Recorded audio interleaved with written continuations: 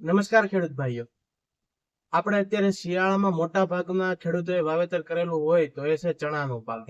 આપણે જોવા જઈએ ને તો મોટા ભાગે ચણાનો પાક વધારે પ્રમાણમાં વવાણો છે અને અત્યારે ચણાનો પાક એવરેજ ગણીએ ને તો 2 મહિનાની આજુબાજુનો થયો છે. કે કોઈને વાર હશે, કોઈને 2 મહિના ઉપરનો થયો છે એટલે વાવેતર ઉપર આધાર રહે આનો. એટલે કે અત્યારે જો એમાં મોટા ભાગે પ્રશ્ન જોવા મળતો હોય તો છે સુકારાનો અને જે જાંબુડીઓ કે એનો. તો આના માટે શું કરવું, જાંબુડીઓ અને સુકારો આવે છે શા માટે, આજનો વિડીયો થશે ખાસ એના ઉપર, તો જોવાનું ચૂકતા નહીં.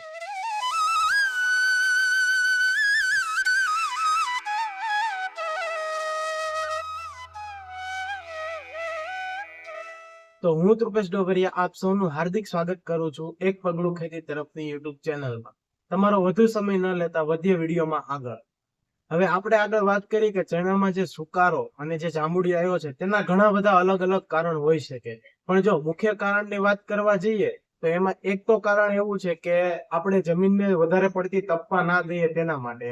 કે આગળ જે આપણે માંડવીનું વાવેતર થયું હતું કે એના કારણે કે આ વખતે કેવું થયું છે, માંડવી થોડી મોડી નીકળી છે અને પછી તરત જ ચણાનું વાવેતર થઈ ગયું હતું. તો તેના કારણે શું થયું કે જમીન એમ ભેજવાળી રહી તપી નહીં, એના કારણે જે જમીનજન્ય ફૂગો છે એનો નાશ થયો નહીં.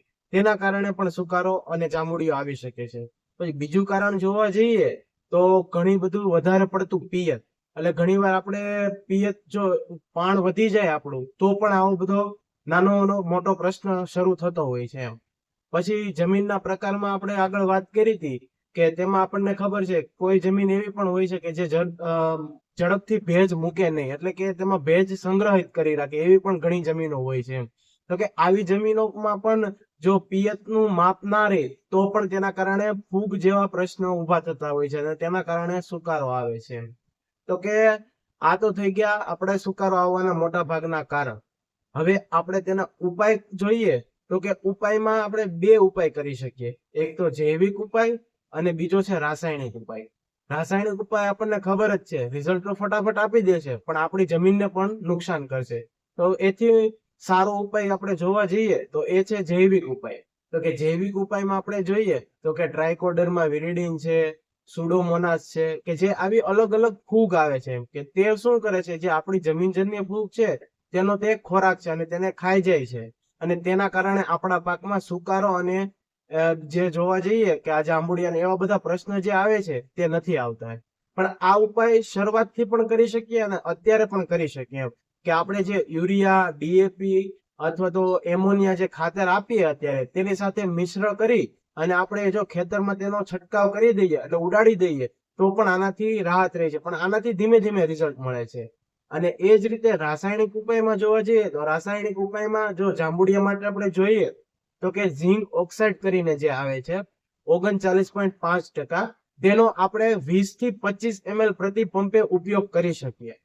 આ ઉપરાંત જો ફૂગ માટે જોવા જઈએ તો જો વધારે પડતો તમારે સુકારો હોય તો તેના માટે તમે એઝોક્સિસ્ટ્રોબિન અને ડાયફેનકોનાઝોલ કરીને જે 2 ટેકનિકલનું મિશ્રણ આવે છે તેનો ઉપયોગ કરી શકો. એટલે કે જે સિઝન્ટા કંપનીનું એમિસ્ટાર ટોપ કરીને આવે છે, પછી કોરોમંડલનું મેગ્નાઇટ કરીને આવે છે, કે આ બધાની અંદર જે આ 2 કન્ટેન્ટ કીધા એઝોક્સિસ્ટ્રોબિન ને ડાયફેનકોનાઝોલ એ જ હોય છે. તો કે આ એક સારામાં સારું ફૂગનાશક છે અને સિસ્ટમેટિક ફૂગનાશક છે. આનો ઉપયોગ કરવાથી પણ આપણે સુકારોમાં તરત કંટ્રોલ આવે છે. આનો જો આપણે ડોઝ જોવા જઈએ તો કે આનો આપણે 15 ml પ્રતિ પંપે ઉપયોગ કરી શકીએ. પ્લસ જો તમારે ઓછો હજી સુકારાની શરૂઆત હોય તો તમે બ્લુ કોપર કરીને જે આવે છે એનો પણ ઉપયોગ કરી શકો, કે જે 400 ગ્રામ 300 થી 400 ગ્રામ આપણે વીઘે યુઝ તેનો કરી શકીએ. અથવા તો તમે પિયતમાં પણ આપી શકો અને અથવા તો તમે છંટકાવ પણ કરી શકો એનો. અને આ ઉપરાંત એની સાથે જો આપણે બાવિસ્ટીન કરીને આવે છે તેનો પણ ઉપયોગ કરીએ તો થોડું વધારે આપણને રિઝલ્ટ મળશે. અને એનો ડોઝ જોઈએ તો કે તે 200 ગ્રામ પ્રતિ 1 વીઘો. અહીંયા આપણે 1 વીઘો એટલે કે જે 16 ગુઠ્ઠો એટલે નાનો વીઘો આવે તેની વાત કરીએ છીએ. જો તમારે વીઘો મોટો હોય તો તમારે એ પ્રમાણે હિસાબ કરીને તેનો છંટકાવ કરવો. બસ ખેડૂત ભાઈઓ, આજના વિડીયોમાં આટલું જ.